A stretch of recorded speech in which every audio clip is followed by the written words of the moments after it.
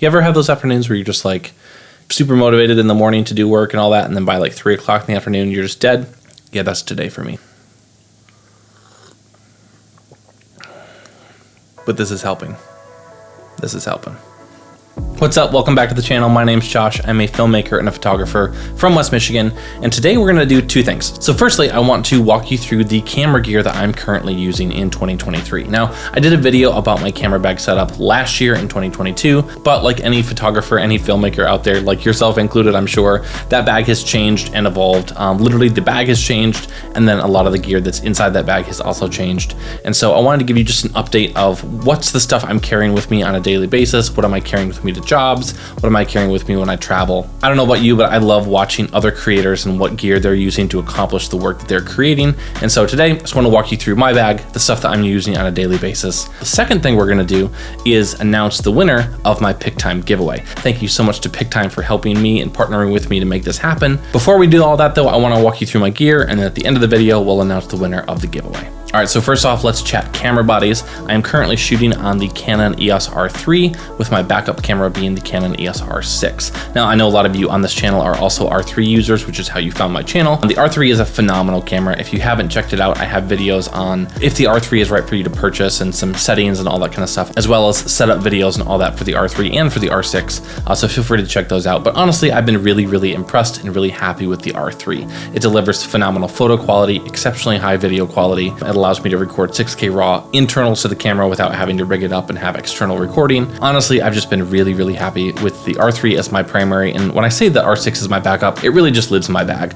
I brought the R6 out for a wedding this past weekend, and I think I literally shot like 40 photos on it, and 3 video clips, and then everything else was shot on the R3. So when I say the R3 is my primary camera, I shoot almost everything on the R3, and then the R6 just kind of lives as a backup. So those are the two camera bodies that I use to shoot all of my professional work on, but there's one other camera body that absolutely deserves mentioning, and that's my Leica M6. Now, the Leica M6 is a camera I had dreamed of owning for years and years, and I decided to pick one up last year when my son Everett was born. I wanted a camera that was literally the opposite of everything else that I've shot on. My R3 is a high frame rate, very fast-paced, very technologically advanced digital camera, and I'm so used to shooting with that. I shoot hundreds of thousands of photos on that every year, and I wanted a camera that didn't feel like work to shoot. Because the Leica M6 is a film camera, and it's a rangefinder, and it's a Leica, like everything about it is different than Canon, and that's what I wanted. And I gotta say, shooting on this camera for the last year, documenting my son Everett's first year on film has been amazing. I basically carried this camera with me everywhere I've gone, and it's been a really fun way to enjoy the art of photography and the art of documenting life on camera without that feeling like work, which is what would happen if I was to bring my R3 with me and try to shoot. Then I still have to bring things home, edit them, call them, process, all that kind of stuff. With the M6 and with film in general, I'm able to just shoot it, send it off to have it be developed, receive the images back, and then be able to relive all those moments that I captured on camera. All right, moving on to lenses, because this is another thing that's changed pretty drastically since last year. So last year, my primary lenses were my EF 35mm 1.4, my EF 85mm 1.4, and my EF 100mm 2.8 macro. Over the last couple of months, I've sold the 100 macro lens completely. I don't use that one anymore. And I used that money plus some other money that I had saved to purchase the Canon RF 28-70 f2.0. Now, I've made a whole video on the 28-70 lens and why I like it. I filmed an elopement in Scotland with it and absolutely fell in love with this lens. And basically, ever since that point, just was saving up the money to purchase this lens. I feel like up until the point where I purchased this lens, the 35mm 1.4 lens was the lens that was on my camera the most. Now that I have the 28-70, it's such a sharp lens. The aperture drops all the way down to f2, and even though it's not f1.4, you still have some incredible depth of field on this lens, and the versatility of being able to open all the way up to 28mm and punch all the way into 70mm while still retaining the f2.0 aperture if you want it. Honestly, I've not found myself putting my 35mm lens on my camera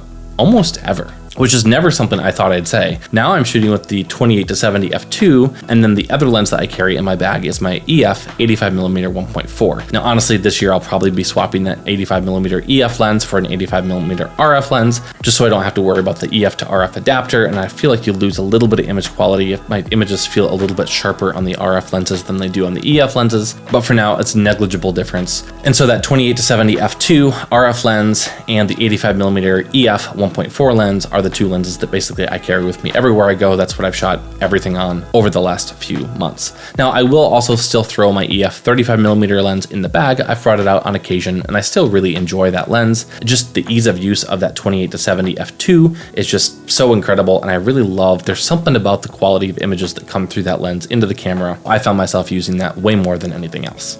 To wrap up the lens lineup, I also have an EF 16-35. That's what I'm filming this video on. Basically, this just lives in my office. I only film my YouTube videos on it. I really haven't taken it out for anything else, but I do have that lens and I do use that lens, and so that's worth mentioning. Moving on to something that might not sound super intriguing, but honestly has been a vital addition to my kit lately, is the Peter McKinnon Polar Pro VND Plus Mist filter. So this is a variable neutral density filter, or a VND filter, basically sunglasses for your camera. You can see as you rotate it, it gets darker. This filter is a lifesaver for allowing you to maintain your shutter speed while also having a wider aperture if you want to have some more depth of field. But the cool thing about these filters specifically is that they also have a mist filter built into them. And basically the mist filter just adds a little bit of a softness to the entire frame. It can just kind of tone down the overly digital effect that some digital cameras have. And honestly, I've just been really impressed with the way that this looks, and now I'm using it on all of my stuff. All right, moving on, I want to talk about audio for a minute. So I am still using the Rode VideoMic Pro Plus as my on-camera microphone for capturing ambient audio, environmental noise, and I still do some interview components with that when I'm in quiet spaces. I've gotten some hate about using an on-camera microphone, but honestly, it works for me,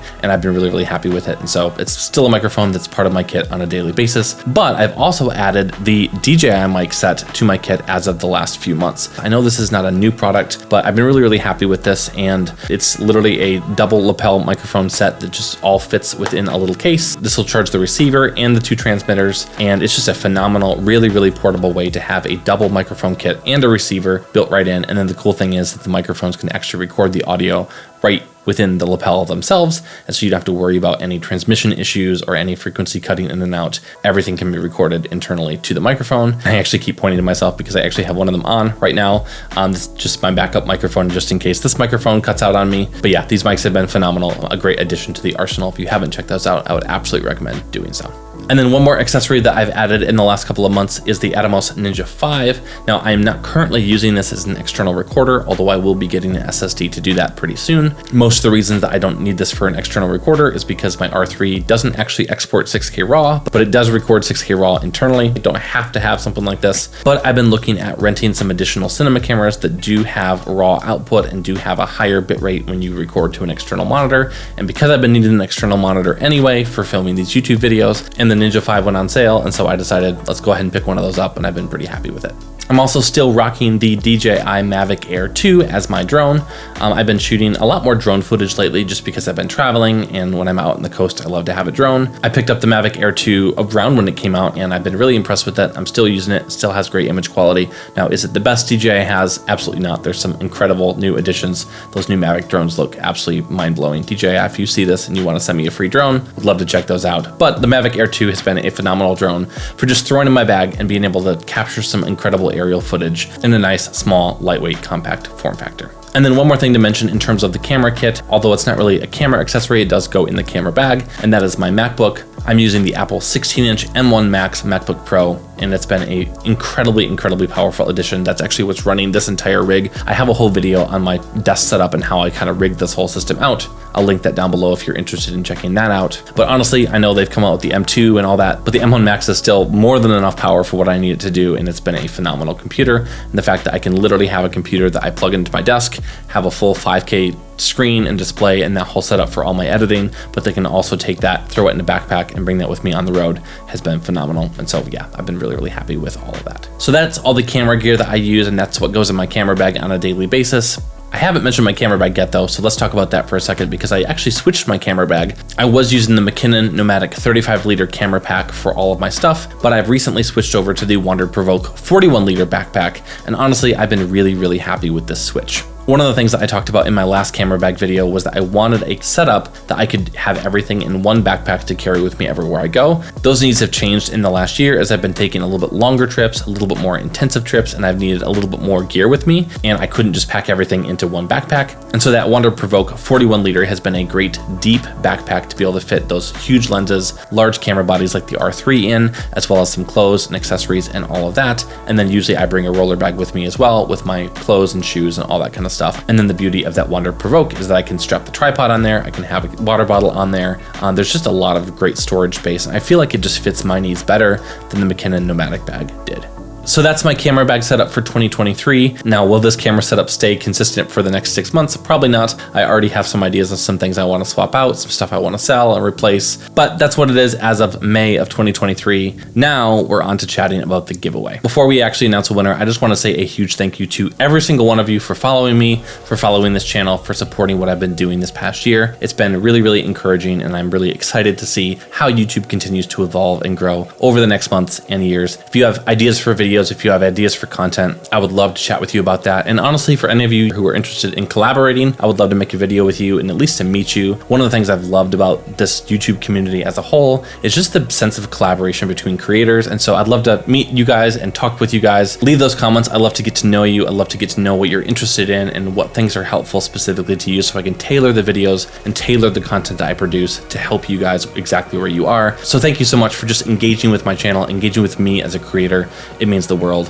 Thank you, thank you, thank you. All right, let's do the giveaway. All right, so what I've done is I have taken a CSV of all the different entries that I've had for this giveaway and plugged all of that into this app here, which will then randomize and select a winner. So you ready to find out who won this Pick Time giveaway and has a free year of Pick Time coming their way? Let's press this button.